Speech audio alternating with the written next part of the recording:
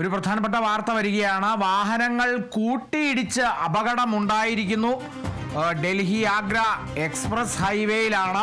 Express highway നമുക്കറിയാം, ഇത്ര നിശ്ചിതമായൊരു വേഗം ആ എക്സ്പ്രസ് ഹൈവേയിൽ പാലിക്കണം. 90 ഓർമ്മ ശരിയാണെങ്കിൽ 90 കിലോമീറ്ററാണ് അവിടെ മിനിമം പോകേണ്ട ഒരു വേഗത എന്ന് പറയുന്നത്. അതിന് മുകളിലേക്കാണ് അവിടെ പോകേണ്ടത്.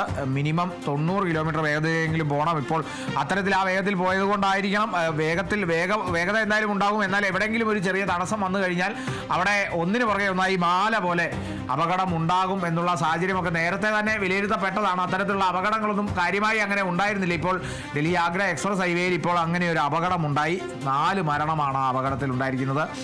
ബസ്സുകൾ കത്തി 4 മരണമാണ്. കൂട്ടിയിടിച്ചത് 7 ബസ്സുകളും 3 കാറുകളുമാണ്. വലിയൊരു അപകടം.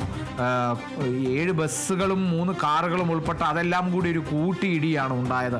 മുന്നിൽ പോയ വണ്ടിയൊന്നും കണ്ടിട്ടുണ്ടാവില്ല. പുകമഞ്ഞാണ് അപകട കാരണം. നമുക്കറിയാം, ഡൽഹിയിലെ പുകമഞ്ഞൊക്കെ കൂടി വരികയാണ്. അതിൻ്റെ വായു ഗുണനിലവാരമൊക്കെ കൂടി വരികയാണ്.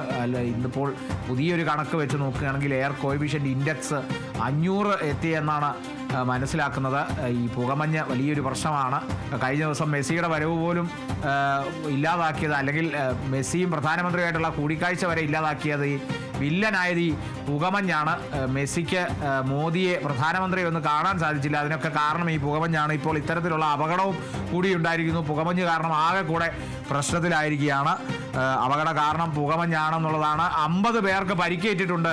വലിയ ചെറിയ അപകടമല്ല, വലിയ അപകടമാണ്. 7 ബസ്സുകളും 3 കാറുകളും ഉൾപ്പെട്ട ഒരു അപകടമാണ്. ബസ്സുകൾ കത്തിപ്പോയി. ബസ്സുകൾ കത്തി നശിച്ച് 4 മരണമാണ് ഉണ്ടായിരിക്കുന്നത്. 50ഓളം പേർക്ക് പരിക്കുണ്ട്. ഇതിൽ ഗുരുതര പരിക്കേറ്റവരുമുണ്ട്.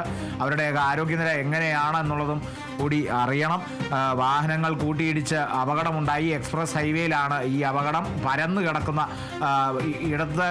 ഇടയ്ക്ക് കൂടെ കയറാൻ സർവീസ് റോഡുകൾ പോലും ഇല്ലാത്ത ഒരു വഴിയാണ് ഈ ഡൽഹി ആഗ്ര എക്സ്പ്രസ് ഹൈവേ എന്നുള്ളത്.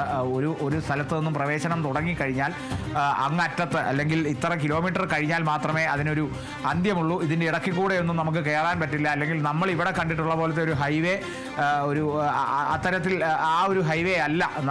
നമ്മൾ അങ്ങനത്തെ ഒരു ഹൈവേ കേരളത്തിൽ നമ്മൾ അങ്ങനെ ശീലിച്ചിട്ടില്ല. ഈ ഒരു ഹൈവേ എന്ന് പറയുന്നത്, ഈ എക്സ്പ്രസ് ഹൈവേ എന്ന് പറയുന്നത്, ഒരു ഭാഗത്തു നിന്നും ടോൾ കൊടുത്ത് കയറി കഴിഞ്ഞാൽ, എക്സ്പ്രസ് ഹൈവേയിലേക്ക് കയറി കഴിഞ്ഞാൽ നിശ്ചിത വേഗതയിൽ അവിടെ പോയിരിക്കണം. മിനിമം ഏറ്റവും കുറഞ്ഞത് 80 കിലോമീറ്റർ ആണ്. ഏറ്റവും കുറഞ്ഞത് 80 കിലോമീറ്റർ ആണ്. 80 അല്ല, 90 ആണ്. ഇപ്പോൾ 90 കിലോമീറ്റർ വേഗതയിലെങ്കിലും പോകണം. ആ ഒരു വേഗതയിൽ കൂടി സഞ്ചരിക്കാൻ വേണ്ടിയാണ് ഇത്തരത്തിലുള്ള എക്സ്പ്രസ് ഹൈവേകൾ ഉള്ളത്. അപ്പോൾ അതിനിടയിൽ എന്തെങ്കിലും ഒന്ന് സഡൻ ബ്രേക്ക് ഇട്ടാലോ, അല്ലെങ്കിൽ സാധാരണ സഡൻ ബ്രേക്ക് ഇടുകയാണെങ്കിൽ 3 ലൈൻ കാണും. 6 വരി പാതയായിരിക്കും. അപ്പോൾ ഒരു വരി ഇത്തരത്തിൽ മെല്ലെ പോകാനായും മറ്റേ വരി വളരെ വേഗതയിൽ പോകാനായും ഒക്കെയാണ്. അപ്പോൾ ഈ 90 കിലോമീറ്റർ വേഗതയിൽ പോകുന്നവർ ഒരു ഭാഗത്തേക്ക് പോയി അങ്ങനെ ആ ഒരു വേഗത്തിൽ പോവുക. കൂടുതൽ വേഗതയിൽ പോകേണ്ടവർ അതിനനുസരിച്ച് മറ്റൊരു 3ാമത്തെ ആ വരിയിലൂടെ പോവുക എന്നുള്ളതൊക്കെയാണ്. എന്നാൽ ഈ പുകമഞ്ഞ് കാരണം ഈ മുമ്പിലുള്ള കാറോ ബസ്സോ അത് കൃത്യമായി കണ്ടു കാണില്ല. അതിപ്പോൾ ഒരു അപകടത്തിലേക്ക് നയിച്ചിരിക്കുന്നു. അതിൽ 7 ബസ്സുകളാണ് ഒന്നിന് പുറകെ ഒന്നായി മാല കണക്കെ കൂട്ടിയിടിച്ചത്. കാറുകളും ഇതിൽ ഉൾപ്പെട്ടിട്ടുണ്ട്. അങ്ങനെ 50 പേർക്കാണ് പരിക്കേറ്റത്.